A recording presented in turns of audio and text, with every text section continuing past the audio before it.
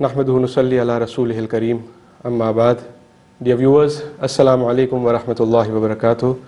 We have the pleasure of having Dr. Bilal Phillips with us. Dr. Bilal, Assalamu alaikum wa rahmatullah.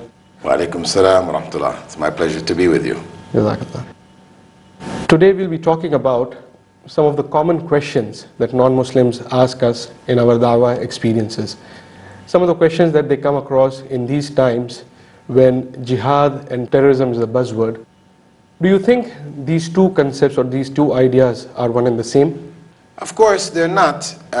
Terrorism, of course, even terrorism itself has its own complexities. You know, as we say, one man's terrorist is another man's freedom fighter.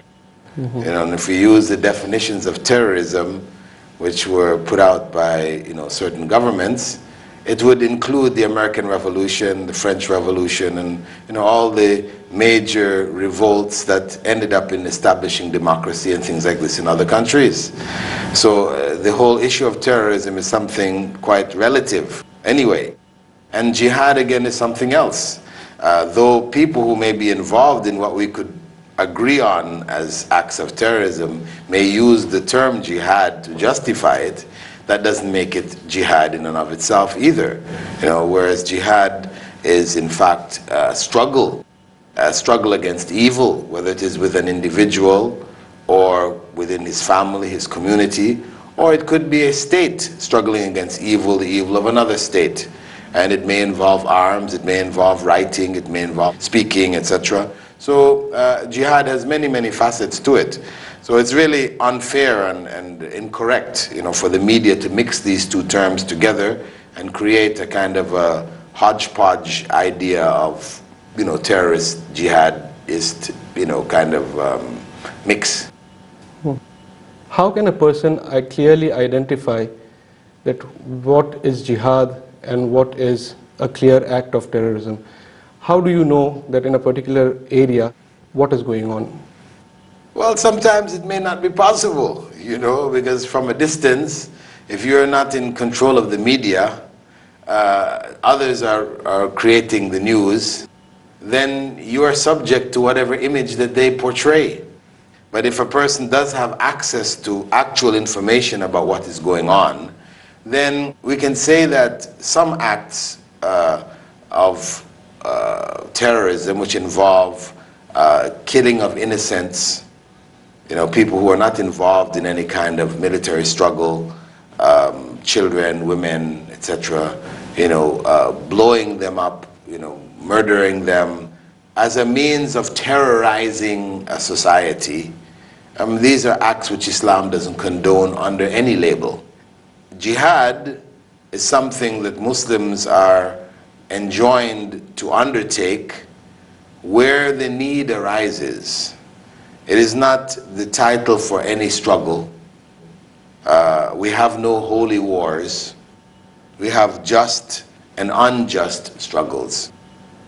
A just struggle, which may involve military means, etc., where the struggle is for the sake of God, for the sake of Allah, that can be defined as jihad or an aspect of jihad. Whereas fights, struggles, etc., which are for nationalist, tribalist, political interests, which have nothing to do with Islam, though they may be labeled as jihad struggles or jihadist struggles, the people involved are called jihadists. This is not, from the Islamic perspective, jihad. Now the media creates images, and it seems Muslims are losing this war against the media. What do you think is the solution to this problem that we are in? Well, the only way around this is for Muslims to develop independent media. Channels like Al Jazeera and others that are coming up now, where the other side of the picture is being presented to certain degrees. This is what needs to be done. Muslims should have had satellite stations, decades ago, which would express and would explain what their positions are, what their struggles are involved in, etc. But as long as the media doesn't remain in our hands, or it doesn't get into our hands, we don't take an active part in utilizing the media to portray our own causes, then we will always be subject to the whims of Western or Eastern or non-Muslim media. As you are aware, Sheikh, that a lot of our programs are telecast on the satellite channels, and we know the cost involved in setting up a channel. We've been trying to do that. Now, it's a huge cost. What message would you like to give to the Muslim brothers and sisters around the world as far as their responsibility towards setting up a good Islamic channel? Well, as I said, it is something which should have been done decades ago. And really there should be positive support for all such efforts. And whether it's with the IRF efforts, there are other efforts being done elsewhere. In the UK, there's Islam Channel, and in the US and Canada and other parts of the Muslim world now, people are becoming more and more aware of the need to develop our own expressions, channels of expression through the media. And it is our duty really to be actively involved in such efforts, because of the fact that our future and our cause and our existence to a large degree depends on being able to accurately present the picture of Islam, its teachings, its aspirations, and also people will understand that Islam is not a threat. Actually, Islam has the solution that people are looking for all over the world to many of the problems that they currently face. It is not a threat, as the media tends to portray it as this has now replaced communism, as communism was a threat back in the 50s and 60s. Now this has now been replaced by Islam. This is the next threat, And even surveys done in places like the US show that the majority of the population feel that, yes, Muslim rights should be curtailed. Things like this, which is, shocking. We think of in a democracy where people are considering curtailing the rights of some of its citizens, simply because of their religion. So we have a great need for our own media to express the truth about Islam to the world. Talking about satellite channels and so on, a lot of non-Muslims have now access to visuals of the Kaaba, the Hajj, Tawaf, Taraweeh and so on. And they are thrilled to see the numbers worshipping Allah subhanahu wa ta'ala in the holy city of Makkah. What they come back and ask us, that why are only Muslims privileged to visit Makkah? Why are we not allowed to enter this holy city? How do we respond to that? Well, we clarify for them that it is not a place of tourism. Naturally, tourist spots, everybody wants to go and visit the tourist spots, the temples and the pyramids, and these are spots of tourism. Whereas Mecca represents a sanctuary for Islam and the worship of the one God. So those who are coming there should be coming for that same purpose. If people are coming for tourism, that is going to interfere with the religious activities and the rites, etc. People will not be able to perform their rites properly with people coming in and snapping shots, and as tourists do. And we know what happens to places when tourism comes there. It corrupts it also. So to keep the place clean and pure for worship, then it has been restricted only to Muslims. And as every society and every organization has its own sanctuaries, where only members who carry special identification or whatever are allowed in, we can look at it in a similar light. Whereas mosques around the world are open. People can come and see mosques anywhere in the Muslim world. But at least we have two sanctuaries, Mecca and Medina, which are restricted just to Muslims, to keep it free of a lot of the crass materialism that tends to come into places that have been designated as tourist sites. Another question right on top of the minds of non-Muslims is that Islam promotes forcible conversions. It was spread at the point of the sword and so on. How do you respond to that? Well, I think history proves otherwise. Where we find that the largest Muslim country in the world today, Indonesia, with some 200 plus million Muslims, never saw any Muslim soldiers. I say that speaks for itself. With the fact that Muslims ruled India for 1,000 years, if it was conversion by the sword, there would not have remained a single Hindu in India. Muslims ruled Spain for 700 years. Were it conversion by the sword, there would not have remained a single Christian in Spain. You know, and Christians have lived, and Jews and others have lived side by side with Muslims in many places, in Yemen, in Palestine, in North Africa, and in many, many countries. They've lived side by side without any problems, without being, forcibly converted.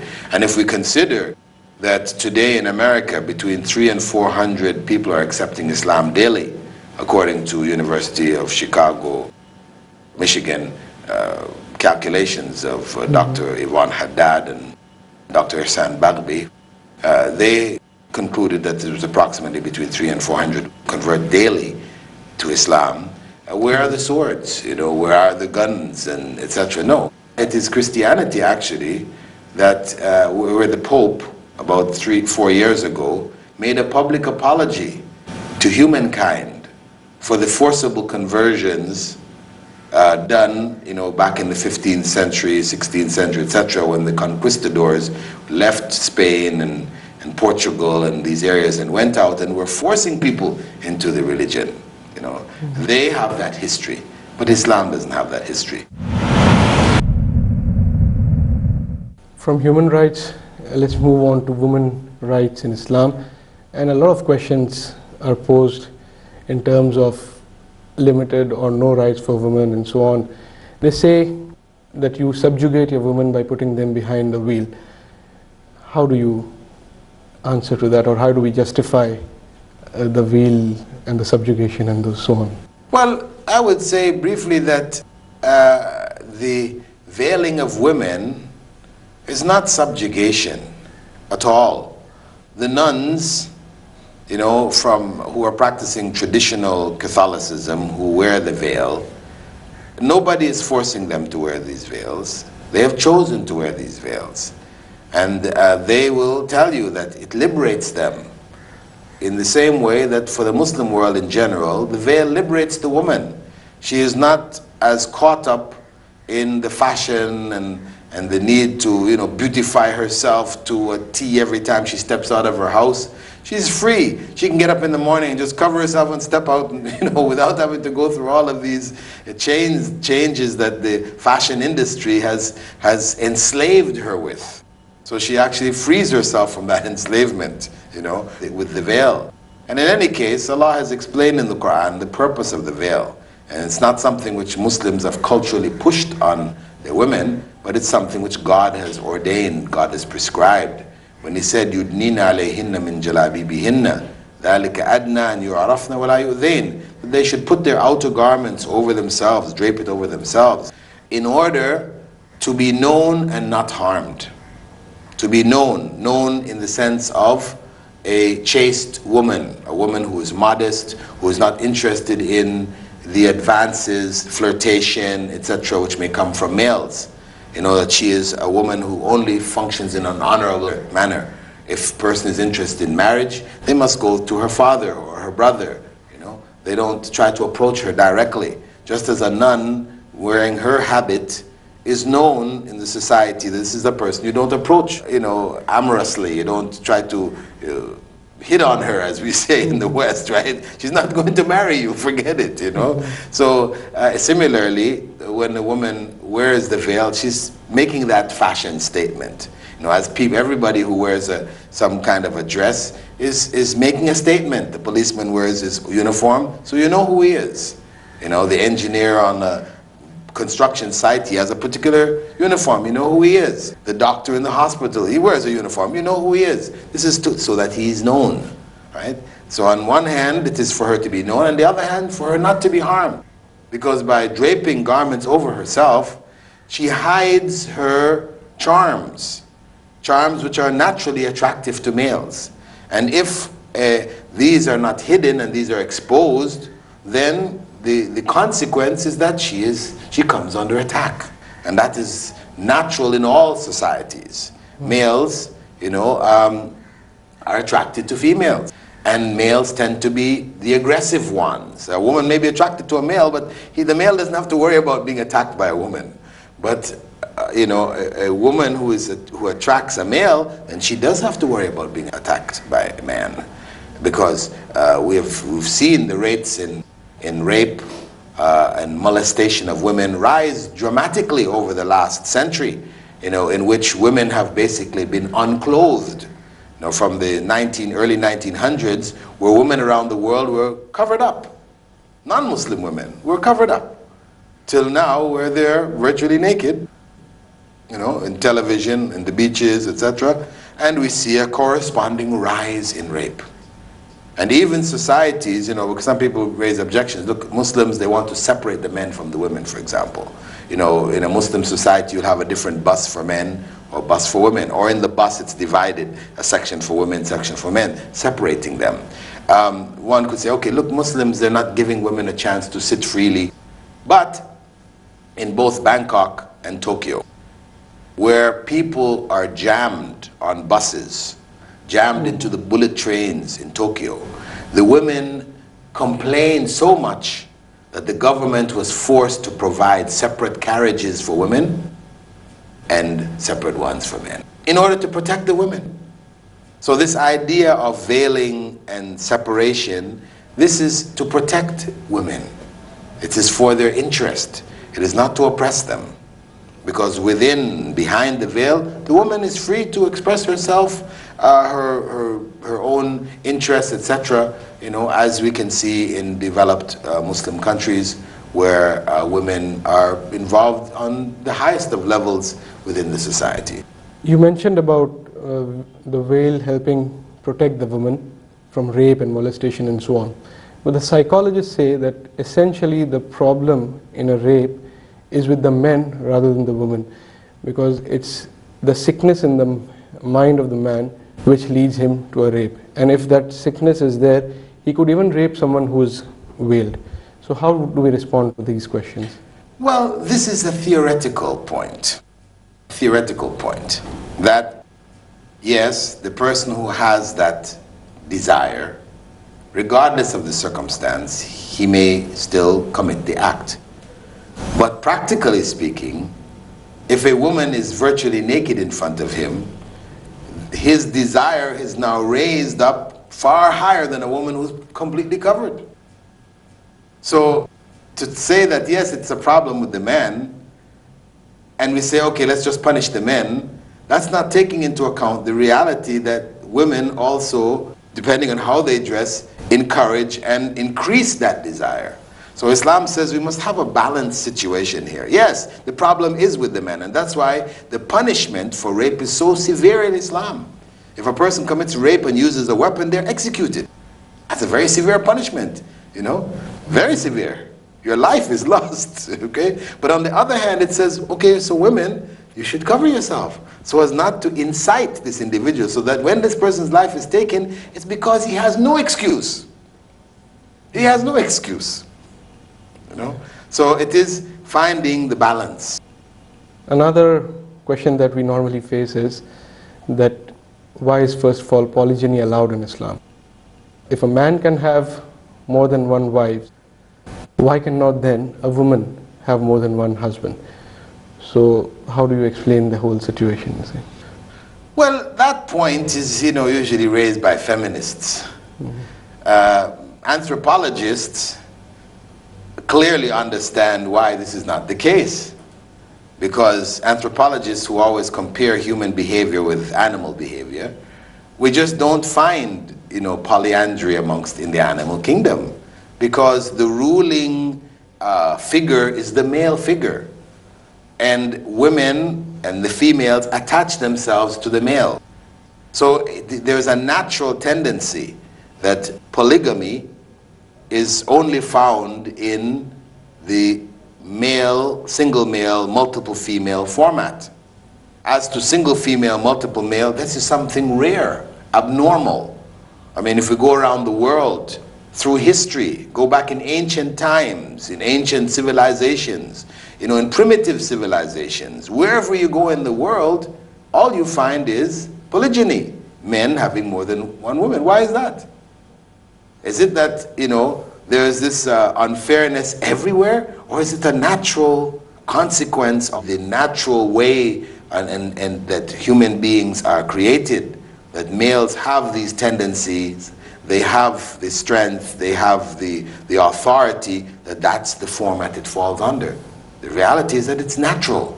It's a natural tendency which God has created human beings with because of the fact that He has put in women certain emotions, etc. He has created a situation where their numbers outnumber the men, whether it's because women live longer, men are killed in the wars, and all these other different factors. The norm is that there is a surplus of women in the society.